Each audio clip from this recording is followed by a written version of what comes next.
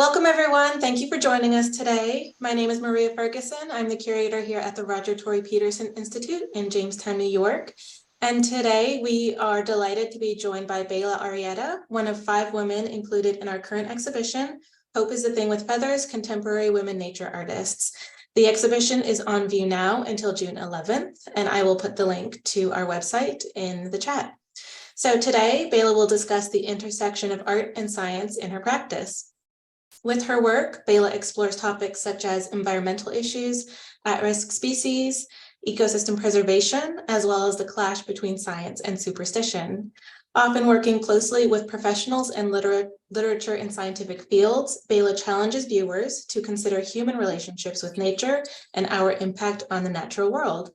For more information about Bela, you can visit her website, belaart.com, and I will put that into the chat as well. And if you have any questions during the talk, please feel free to type them into the chat.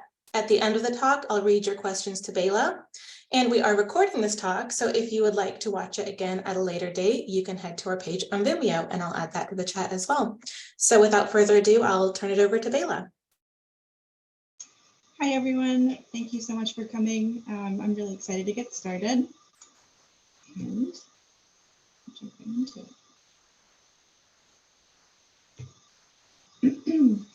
So I wanted to start by sharing some of my very first natural history art. I grew up in a rural part of the Hudson Valley, and I always loved drawing the plants and the animals that I was always seeing around me. My mom was an environmental educator, and she encouraged my interest in many ways, from showing me the bugs under rocks to annotating my illustrations before I could write. So you can see her handwriting all over a lot of the drawings that I did as a little kid. And specifically, I remember spending a lot of time drawing out of her bird and plant identification guides, and some of them were definitely Peterson's. So I really love the tie to give this talk today for RTPI. The images in those books, I'm sure a lot of you are familiar with them. They're very, very tiny, so maybe an inch or less. And the drawings I was doing were blown up to about, this one was 18 by 24 inches, and I did this around 8 or 9 years old. So years later, I went to school for art and art history, and by this time I had turned my focus to mostly landscapes and a little bit of portraiture. And I was also doing a lot of really funky paintings of my friends that were partying in upstate rural New York. But after undergrad, I moved out to Alaska, and I met my husband there, who's a scientist. And at that point, I started turning back to nature and individual species as a subject again. And I felt like this really brought me back around full circle to drawing and painting mostly birds. So over the last decade, I've become increasingly interested in materials experimentation and process. As a watercolorist, I wanted my paintings to feel more like tangible objects instead of these really thin sheets of paper. So I began experimenting with watercolored ground, which I paint on top of these wood birch panels. And I even have gone as far now as varnishing my watercolors so that they no longer need glass. So a lot of the pieces that you'll see in the show that's up right now are actually on these fairly thick wooden panels, but they're still watercolors. I also started painting on calfskin vellum and gold beater skin, which is made from cow intestines. I really love illuminated manuscripts, and I love working with gold leaf. So I was interested in using a lot of traditional materials from the 16th century and earlier. And this includes things like pigments, cochineal red, which is a natural dye created from a type of ground up scale insect. And it's surprisingly something that we see in modern times more than you would think. It's used in red dye in food and drink as well, but it's a really beautiful material to work with, and using it on the vellum, it's a very different experience than working on watercolor paper. So this project specifically, it's called Last Common Ancestor. And I was inspired by traditional early Renaissance miniature paintings, which developed out of the medieval tradition of manuscript illumination. And the traditional paintings depicted portraits of family members and loved ones, and they were usually housed in these really intricate little frames. They were gifted and exchanged, and they were often intended only for the eye of the recipient. And real quick, I'll just show an example of what some of these portraits looked like. So one of the things that I found most interesting about those portrait miniatures is that they were usually mounted on symbolically selected playing cards, such as kings and queens. So for my project, I decided I would collect and use these vintage catalog cards for biology, evolution, and animal domestication, which tied in with the theme of the project I was working on. So I used traditional methods. I glued the calfskin vellum to the card backing. I polished the vellum using a fine pumice powder that I put in a little piece of a stocking, and I tied up, and you just kind of rub it on there. And I did a lot of testing and practice pieces, kind of exploring these techniques and the different materials that were new to me at the time. So looking a little closer, this is one of the pieces that's in the show, and it's of a rock dove, and you can see the cataloging card kind of show through. There's a translucent part of the calfskin vellum to the left side of this piece. It says Darwin, and that just happened to be this spot. It just kind of lined up that way, which I thought was very cool. Each portrait in this series displays the most recent wild species of a domesticated plant or animal. I wanted to put a modern twist to this old art form that I just explained and illustrate the origin of domesticated species in a tender and nostalgic way, as though the tame species is fondly looking back or admiring a member in the phylogeny of their family tree. So that series I did completely on calf vellum. But in the early 18th century, vellum was primarily replaced by ivory in portrait miniatures, and elephant ivory, as I'm sure you're aware, is illegal to buy today. But you can get woolly mammoth ivory, remarkably easy. It's been dug up from the permafrost, and the majority comes from Siberia. It's been frozen for the last 10,000 years. So this piece that I did depicts a Russian princess. I cannot pronounce her name, so I put it at the top of the slide. She's often known for her part in the 1762 coup that placed Catherine II on the throne, but she was also the first female appointed director of the Imperial Academy of Arts and Sciences, which is now known today as the Russian Academy of Sciences. That happened in 1782, and she was considered one of the most enlightened women of her day. She had an extensive natural history collection, and she was famous for this Elasmotherium sibiricum jaw fragment that she's holding in this painting, and it was playfully referred to as the Siberian unicorn. Elephant ivory portrait miniatures were very fashionable during her lifetime, so I painted one around her neck, but this piece, as I mentioned, is painted on a sliver of genuine mammoth ivory. So another really interesting method used in the 18th century for these portrait miniatures was putting a reflective foil behind the ivory to reflect the light back out at the viewer. And this is a little test piece and video that I made of that transformative effect that the foil has on this medium. So as you saw with my last Common Ancestor series, I enjoy focusing on small series of work. I think watercolor painting lends itself well to this. So just a couple little series I've done. This one is called No Gods But Nature, and it features different starlings from around the world. And this one is of nocturnal animals. And for this one, I wanted to use silver leaf, but I found that after I had completed it, it was starting to tarnish even after sealing it. So I actually switched over to aluminum leaf and redid the leafing on these pieces. This is a little series of animal skeletons I did. These are all on wooden panels. I did some parrots and some more birds. So these two pieces are about habitat loss and protected land. They both feature obligate species to ecosystems. I have boreal forests on the left and mangrove ecosystems on the right. For boreal forests, only 25.9% on federal land is designated wilderness. And for mangrove ecosystems, only an approximate 25% are globally protected. So the way I painted this, the plants and the animals are depicted in a way that the percentage of protected habitat is painted as the flesh or the fur or the feathers, but the remaining unprotected percentages are just bone.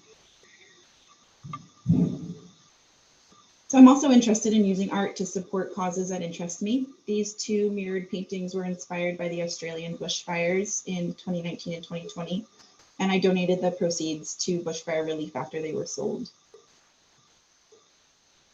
So this project, in the fall of 2020, I worked with my husband, an evolutionary ecologist, Andis Arrieta, and the Yale Law School executive director of the Law, Ethics, and Animal Program, Viveka Morris, to collect migratory bird data and specimens for the Yale Peabody Museum ornithology collections.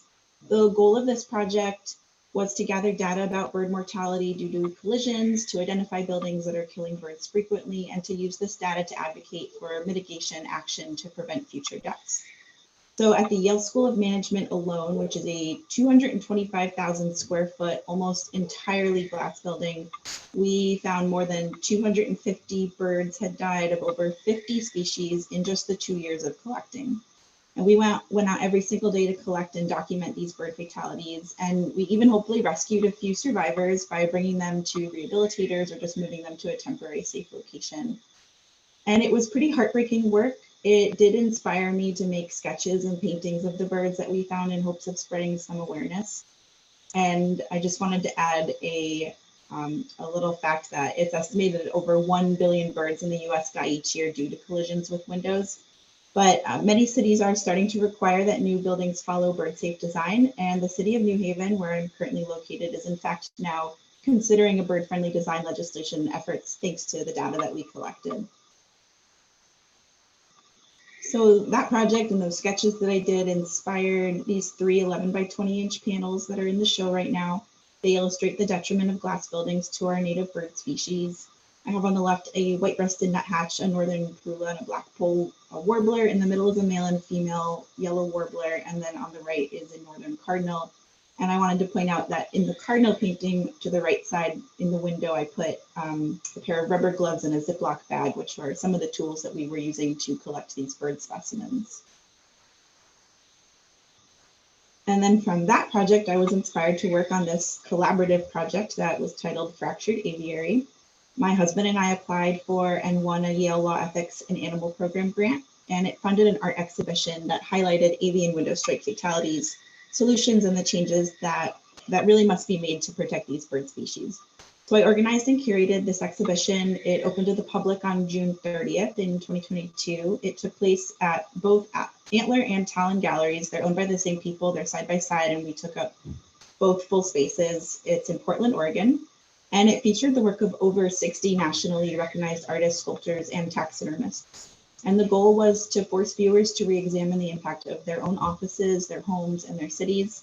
And ultimately, we hope folks contribute to the movement, pushing for cities to adopt bird-friendly building ordinances and for businesses to adopt bird-friendly architecture. So moving on, one place that I do get inspiration from is scientific articles. This is a painting I did in 2018 that was inspired by Johnson and Munchie South's 2017 article on urban rapid evolution. It was published in Science magazine, and I illustrated specific species that were discussed in the article who have all shown a rapid evolution due to urban pressures. When faced with new environmental challenges, populations of organisms are presented with the 3 options of moving, adapt, or die. And such changes are well known to cause declines in many species, but they can also act as alternative selection pressures to which some species are adapted to change. So just a couple little examples, the peppered moth in this painting, it has changed colors between black and white to blend in with soot. The rock dove has developed darker morphs which exhibit lower predation to falcons, and the Norway rat has evolved resistance to pesticides through mutations. But there are many other species and many other really interesting stories about how animals have changed. So this is an 8x8 varnished watercolor on a round panel, and it was inspired by Dr. Orzola's research at Uppsala University, and his findings that frogs in the Chernobyl exclusion zone actually do good or as better as frogs on the outside. And his point is that although you might think nuclear winter would be a terrible thing, there were some unintended benefits to wildlife. And his research has found that the negative effects on the environment might actually be balanced by the absence of humans. There's a lot of large species that are moving back into that area, like wolves and wild horses, but even species that persisted within the blast zone seem to be really thriving today. So as you've seen, a lot of my personal work takes inspiration from publications and scientific research, but I've also had the opportunity to professionally work with those authors on a lot of these publications and to help illustrate their findings. This piece was published in Trends in Ecology and Evolution alongside a paper titled Metamorphosis in an Era of Increasing Climate Variability by Lowe et al. And it illustrates 5 taxa that represent a range of animal metamorphoses. And this piece was also published in Trends in Ecology and Evolution. The paper was titled Extended Phenotypes, Buffers, or Amplifiers of Climate Change by Woods et al. And this piece titled Urban Green Frog was illustrated for Skelly et al. And their paper Green Frogs Thrive in the Suburbs. So this is a Deinonychus that I painted in 2016 for the Yale Peabody Museum of Natural History. It was a commission that began as a very small 16 by 20 inch watercolor. It depicts this dinosaur with the feathers that we now know they had. And I worked with museum staff and paleontologists to understand Deinonychus anatomy and look at research about feather coloring. And I thought I might walk you through the process and the breakdown of what it took to create a piece like this. There's a lot of research and collaboration that goes into it behind the scenes. And it started with these little sketches that I made from studying fossil articulations of the Deinonychus and presented a number of different poses to museum staff. So the Peabody selected the preferred pose and I created a more detailed drawing. And they took a look at that and had suggestions. We made a bunch of different changes. We brought the arm down lower. They wanted the feet from a different sketch that I had done. The tail needed to be straightened and the pelvis needed to come down as well. So I made a lot of those adjustments. There were further adjustments made. We brought the pelvis down even lower. We dropped the arm down even more and forward. And then this was the final approved sketch. So we moved on to discussing color. And coloration is typically tied to the environment. And after learning that the Deinonychus may have lived in swampy areas, I researched living raptors from places like Louisiana. We agreed to imitate the coloring of the Cooper's hawk and the red-shouldered hawk. They have very neutral reddish-brown bodies, lighter colors, and bar patterns on their wings and tail. And these photos are both specimens from the Peabody's ornithology collection that we looked at. So I painted using a palette of reddish browns and ochres. And then here's the final painting again. So the museum added these graphics onto it, and it then ended up on the oil tank on Interstate 95. So they scanned the painting, they printed it, they adhered it to this oil tank using a company that does van wraps, I found out after, which was very interesting. The application of this mural was kind of bittersweet because it did replace a reproduction of Rudolph Salinger's The Age of Reptiles mural, which commuters drove by for about 17 years. It was taken down due to tank coating maintenance, but I was really excited to get to have a piece of my work up there for the Peabody to still be using that space to advertise. And this new mural is expected to last about 20 years from the installation date. So other work I've done for the Peabody Museum, I've illustrated labels for animals in their discovery room, which is for kids. And most recently, some displays for their current renovations and their new exhibitions to come. They're currently closed for renovations, but it's been fun to kind of work with them to help figure out what it's going to look like next. So when I'm not making art for museums, I can be found working in one. I have a master's in museum studies from Johns Hopkins, and I've been a curatorial assistant at the Yale Center for British Art now for just over 6 years. And I really enjoy working hands-on with the prints and drawings and finding inspiration for my own work in our unique natural history art collection. I don't think a lot of people coming into the museum I work at realize the collection we have of natural history art, but it's quite extensive and it's always fun to find new things. So shifting gears, in March 2021, I decided that I wanted to try something new, and I turned to needle felting. And this is a process where you repeatedly stab raw sheep's wool with a barbed needle so that the fibers stick together and they become more and more compacted with continuous stabbing. I've always loved taxidermy, and I wanted to try creating a faux piece of taxidermy just to hang in my own home on our wall. And I think in this project, I was thinking a lot about how intertwined art and science have historically been, with a history of naturalist artists such as John and Elizabeth Gould, using taxidermy as reference to draw from. Before photography, gathering visual aid of exotic animals or ones that refused to sit still for their portraits was pretty much near impossible, so artists often relied on taxidermy. But today, with the internet and modern photography, we've moved away from stuffed animals representing such a vital source of reference. And this project kind of returns to the source. It uses photographic material as reference to recreate the taxidermy, but this time using wool instead of flesh. And this sandhill crane that you see here was my very first attempt. I carved epoxy clay for the beak, and I used the same glass eyes that taxidermists use and put the whole thing in a thrifted frame to hang on the wall. And after posting a picture online, I got a lot of positive feedback. I started getting a lot of commissions, so I began making more of these, and I'm now working on faux taxidermy birds probably 90% of the time, and I'm painting a lot less than I used to, which has been a really big change for me. So since I started making these birds, they've evolved in a few ways, but primarily in how I make their beaks. I mentioned in the last slide with the sandhill crane that I carved that beak from epoxy clay, but I also experimented with carving foam and coating that with epoxy, making resin casts, and then thanks to that window strike project earlier that I talked about, I had a freezer full of dead birds. So I started making molds by pressing their beaks into clay and then making resin molds from that. So I was essentially making death casts from real birds in order to make faux taxidermy, which is ironic when you think about traditional taxidermy killing animals to make art, and now me using the surrogate of a dead bird to make faux taxidermy. So I eventually started seeking out taxidermy mounts and using primarily resin cast beaks. But sometimes I can't always find exactly the bird I want. So another amazing resource I've turned to is CT scanning and 3D printing. And here I collaborated with an animal skull replica artist who 3D printed this king vulture head from a CT scan of a deceased bird. And that was so that I could make this needle felted commission piece. It's a bird that is pretty much bald on top. It doesn't have any feathers on its head. And so it was really amazing to get to work with someone to kind of recreate that bird shape that I needed to make this look as realistic as possible. And just to prove to you all that this is indeed a real bird and I did not make it up, here's a picture of a king vulture.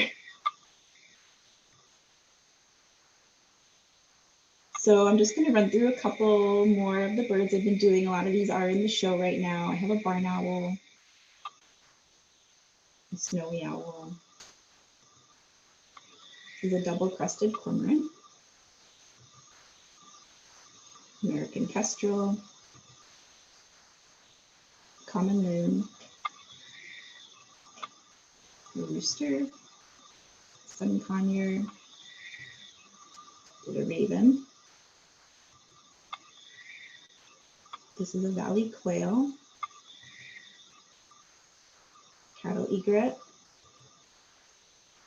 And I've done several flamingos for people. That's probably one of my most popular commissions. So I just thought I'd show a few. Every single time the frame is unique because, like I said, I'm thrifting these. I'm using eBay and Etsy, and each one is unique. I've done both an Atlantic and a tufted puffin, a green heron, a Canada goose. And this is a northern carmine bee eater and a lilac breasted roller. And I wanted to talk about too how this project has really introduced me to a lot of incredible birds that I was either unfamiliar with or knew very little about. And it's mostly thanks to commissions and the broad interest of my collectors and what people reach out to me asking for me to do. I never would have thought to do birds like these, and it's been really amazing. And then even doing an anhinga, which I knew about, but this person specifically wanted the anhinga to have breeding plumage, and getting to kind of experiment with what that would look like and how to create it. And this was a commission for a secretary bird, another one that they just have these incredible eyelashes, and it kind of set me up to have to figure out, well, how am I going to do these eyelashes and how am I going to step out of my comfort zone and try something new. So I make a lot of these little videos, and I thought I would show, it kind of shows the process of how these are made.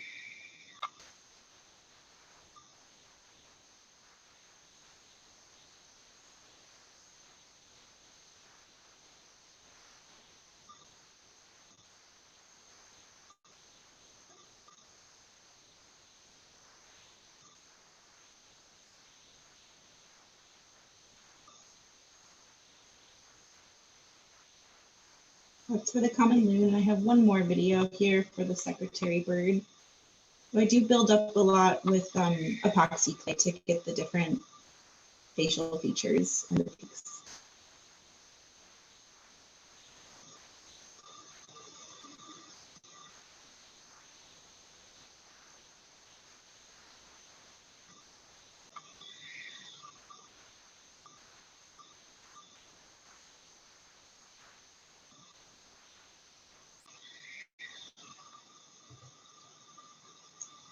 So to kind of bring it full circle, my interest in birds and art started with backyard nature and my mom's field guides. And I'm a mom myself today, and I'm really excited to pass along my enthusiasm for art and the outdoors to my kids.